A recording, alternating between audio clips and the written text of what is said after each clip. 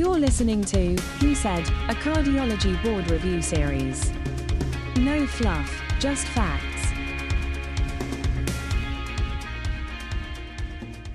This episode is about complications of pacemakers and ICDs. We'll go over acute complications of pacemaker implantation, followed by long-term complications of pacemaker use, and then we'll end with talking about ICD and pacer function at the end of life. We'll start with acute complications of pacemaker implantation. Very common is the issue of pacemaker pocket hematoma. This typically results from small vessel venous bleeding in the pocket, but can also sometimes involve arterial vessels or retrograde venous flow along the leads. Enoxaparin had a much higher post-procedure bleeding risk compared to warfarin in the bruise control study, which is why we avoid heparin products post PPM or ICD implantation, including Lovenox. Symptoms of pacemaker pocket hematoma are pain, swelling, and possible bleeding at the pocket site. Management: for small hematomas, apply a pressure dressing and elevate the head of bed to 45 degrees. Give pain control and position the patient on the contralateral side. For large hematomas risking dehiscence, you will need urgent surgical exploration. Avoid needle drainage as it increases the infection risk. Next, you have to consider pneumothorax or hemothorax. Hemothorax or pneumothorax in a patient who presents with dyspnea or pleuritic chest pain post-implantation, which you can confirm on a chest x-ray. For severe symptoms or pneumothorax more than 10%, consider placement of a chest tube. For minor cases of pneumothorax, they usually resolve spontaneously. Next, we have to think about cardiac or central venous perforation. Signs of this are chest pain, a pericardial rub, or hypotension suggestive of pericardial effusion or tamponade. Chest x-ray may show an enlarged cardiac silhouette or extracardiac lead tip. The ECG may show a change in ventricular pacing morphology, such as new right bundle branch block that suggests lead migration. This will require urgent pericardiocentesis, especially if the patient is hemodynamically unstable. Next, you have to think about diaphragmatic stimulation.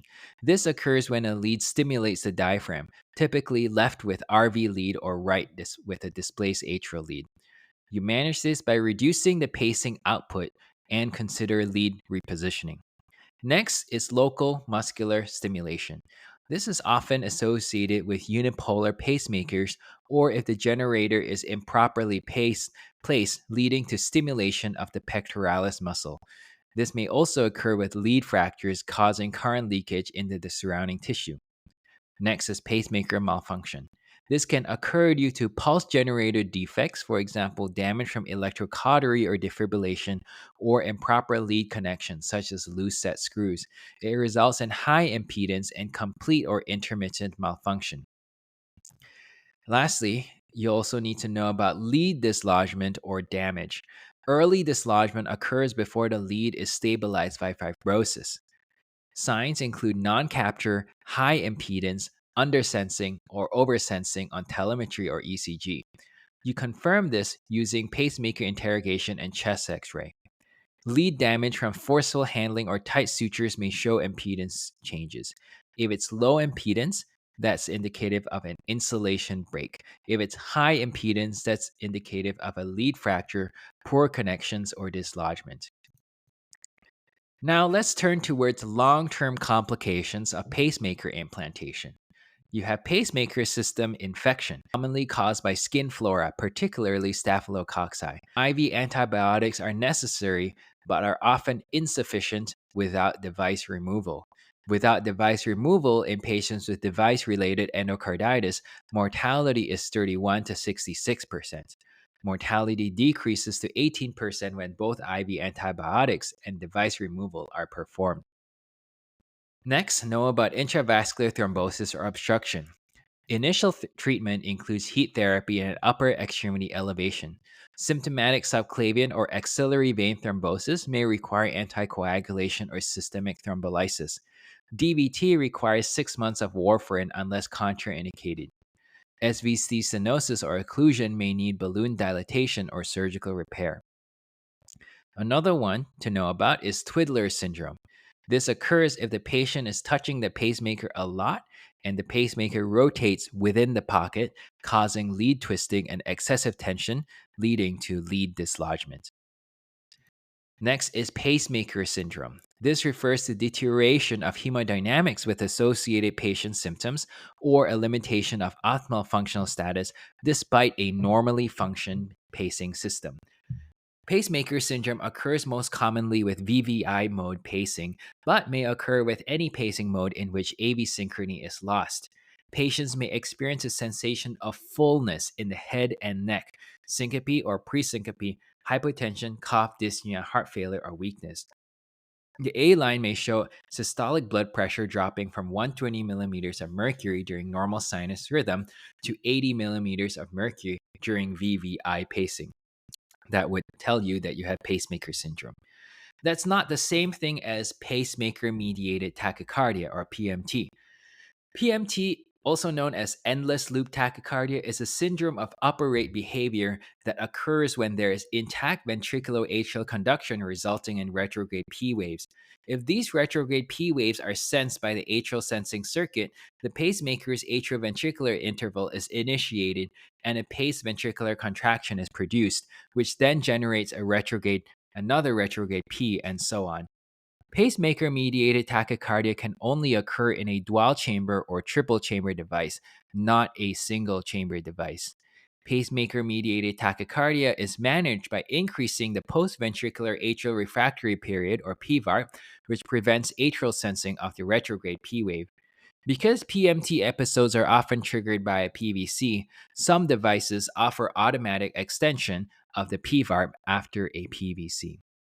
Those are the main long-term complications of pacemaker implantation. Now, let's talk about ICDs at the end of life. There are many misunderstandings about ICD and pacemaker function at the end of life among both the public as well as among healthcare professionals. The Palliative Care Network of Wisconsin has a very useful core curriculum to dispel misunderstandings. Specifically, I found their Fast Facts 111 and 112 quite helpful. Indications for deactivating an ICD are when a patient's condition is worsening and death is anticipated, when you withdraw antiarrhythmic medications, since this may lead to frequent shocks, when continued use of an ICD is inconsistent with the patient's goals, when the patient has a DNR order, since ICDs attempt to resuscitate the patient by shocking. These are indications for deactivating an ICD. Counsel a family about expectations with turning off the ICD. Turning off the ICD means the device will no longer provide life-saving shocks in the event of a ventricular arrhythmia. However, turning off the ICD will not cause death. Turning off the ICD will not be painful, nor will being off it cause pain. Ideally, the ICD function should be programmed off by the cardiology fellow or other cardiologist, leaving the pacemaker function on. However, in an imminent death situation, if there is not enough time for that, any healthcare professional can temporarily deactivate the ICD by placing a special magnet directly over the ICD site. Note that once the magnet is removed, the ICD will resume functionality, so reprogramming of the device is still eventually required. That's for ICDs at the end of life. How about regular pacemakers at the end of life? Patients, families, and some staff may mistakenly, and understandably so, assume that pacemakers prolong the dying process and thus prolong suffering. However, current evidence shows that pacemakers do not keep dying patients alive, as in this patient, the myocardium is usually too sick from other problems such as sepsis or metabolic abnormalities to respond to the pacemaker-generated signals. Furthermore, in imminent death, tachycardia is more commonly the rhythm rather than bradycardia. In most cases, pacemaker deactivation is not indicated since it would cause a symptomatic bradycardia, producing signs and symptoms of worsening heart failure, fatigue, dizziness, and dyspnea, thus actually worsening quality of life in the final moments.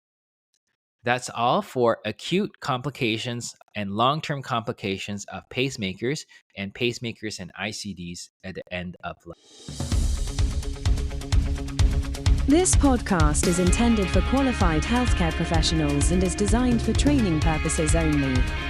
These materials should not be used for direct patient care or as a substitute for independent clinical judgment. For more educational content or to submit suggestions, visit www.rehu.com/meded.